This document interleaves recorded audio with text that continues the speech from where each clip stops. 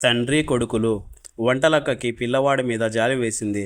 ఇప్పుడు ఆ పిల్లవాడు తన యజమాని అయిన సూరయ్యేనని ఆవిడకు తెలీదు. పాపం పసివాడు. కడుపు నొప్పి వంకపెట్టి బడి ఎగ్గొడితే తండ్రి వాడికి పలహారం లేకుండా చేయాలా? వాడికి ఏదైనా ఒక్క ముక్క పెడదామన్నా పెద్దాయన పెళ్లి కూతురల్లే పైకి వెళ్ళి కూర్చున్నాడు. బయటికి పోడు అనుకున్నది. ఇంతలో వంటలక్కకు ఇంట్లో బియ్యము ఇతర సామాన్లు కావాలనేది జ్ఞాపకం వచ్చింది. అందుచేత ఆవిడ పైకి వెళ్ళి తన యజమానితో, పొద్దుననగా బియ్యం తేవాలని చెప్పాను, ఇంకా తీసుకురాలేదు. బియ్యంతో పాటు మిగిలిన వస్తువులన్నీ తెచ్చిపడేయండి, ఇవాళ రేపో కావలసినవే అన్నది. ఈ మాట వినగానే సూరయ్య రూపంలో ఉన్న సత్యము హిహిహి అని నవ్వాడు. తరువాత నవ్వు ఆపుకుని, ఓ ఫస్ట్గా తెస్తాను అన్నాడు. ఎంతో గంభీరంగా ఉండే సూరయ్య ఇట్లా నవ్వటము, పసిపిల్లాడల్లే మాట్లాడటము వంటలక్కకు వింతగా తోచింది. కానీ దాని గురించి ఆవిడ ఆలోచించలేదు. సత్యం కుర్చీలో నుంచి లేచి తన జేబులో ఉన్న తాళపు చెవులతో బీరువా తెరిచి అందులో ఉన్న నోట్లన్నీ చాలాసేపు ఎంచుకుని చాలా నోట్లు జోబులో పెట్టుకుని బయటికి బయలుదేరాడు. తన యజమాని గడప దాటగానే వంటలక్క సత్యం సత్యం అని పిలిచింది. కానీ ఎక్కడా సత్యం అలికిడి లేదు. తండ్రి ఇంట్లో లేని సమయాల్లో సత్యం ఎక్కడున్నా చుట్టుపక్కన ఇళ్ళకు కూడా సందడిగా ఉండేది. అటువంటిది ఇల్లంతా నిశ్శబ్దంగా ఉంది. సత్యం సత్యం అంటూ వంటలక్క ఇల్లంతా వెతికింది. చివరకు సత్యం వాళ్ళ నాన్నగారి ఆఫీసు గదిలో బల్ల ముందర పెద్ద కుర్చీలో కూర్చొని ఏదో ఆలోచిస్తున్నాడు. ఎంత పిలిచినా పలకవేం అన్నది వంటలక్క.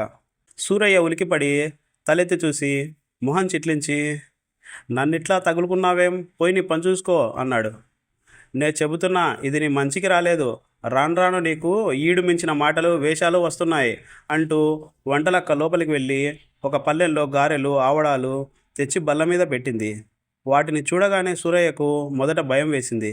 కానీ కడుపులో దహించుకుపోతున్నట్టు అనిపించి ఆవురావురమని వాటిని ఫలహారం చేసేశాడు. సూరయ్య నీరసమంతా పోయింది.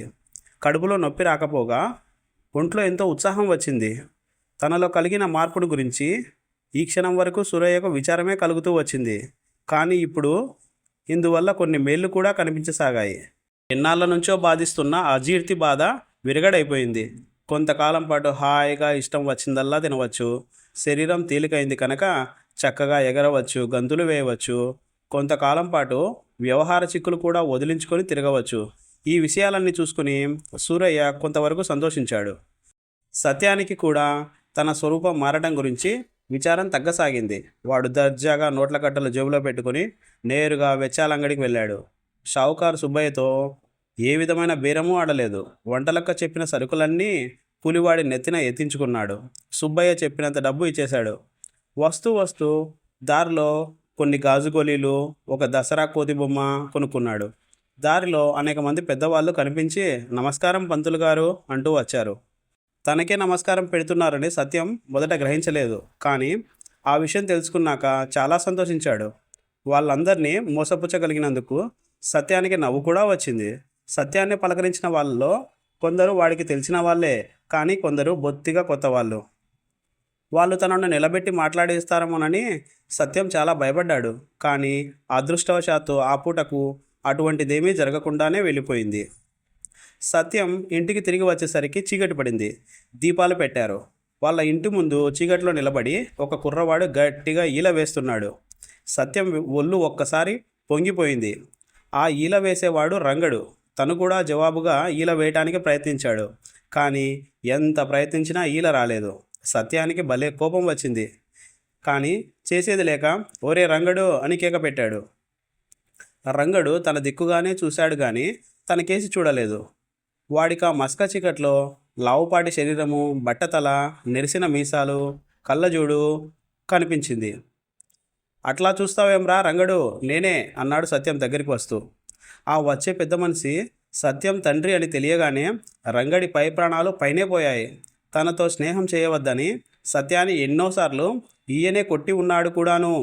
ఈ కారణం చేతనే ఎప్పుడన్నా సత్యాన్ని పిలవవలసి వస్తే రంగడు ఇంట్లోకి రాక బయట నుంచి ఒక రకంగా ఈల వేస్తాడు. ఆ ఈల విని సత్యం రంగని గుర్తించి బయటికి వస్తూ ఉంటాడు. ఇప్పుడు ఆ రహస్యం కూడా సూరయ్య గారికి తెలిసిపోయిందనుకున్నాడు. రంగడు చీకట్లో పడి దౌడు తీశాడు. ఎందుకురా పారిపోతావు, నేనేరా విధవా అంటూ సత్యం కేక పెట్టసాగాడు. కానీ రంగడు వినిపించుకోకుండా పారిపోయినాడు. ఏం పంతులు గారు, అబ్బాయి కోసమా కేక వేస్తున్నారు అని ఎవరో పలకరించారు. సత్యం ఇక వీధిలో ఆగక గబగబా ఇంట్లో జొరబడ్డాడు. ఆ రాత్రి సత్యం తన తండ్రి పక్కలో పడుకున్నాడు. ఈ జీవితం చాలా బాగుంది, కావలసినంత డబ్బు, అందరూ గౌరవించే వాళ్ళే, ఎరగని వాళ్ళు పలకరించినప్పుడు మాత్రం చిక్కు. అదీన్ని తన పాత స్నేహితులు తను చూసి భయపడిపోతున్నారు. అయినా ఈ జీవితమే బాగుంది, పిల్లవాడుగా ఉండటం కన్నా పాపం లేదు ఈ ప్రపంచం పెద్దవాళ్ళదనుకున్నాడు సత్యం.